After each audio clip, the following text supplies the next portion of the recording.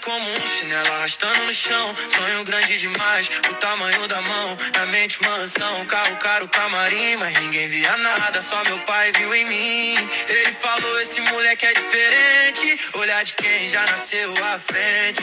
Enquanto riam, ele via meu talento, transformando pensamento em movimento.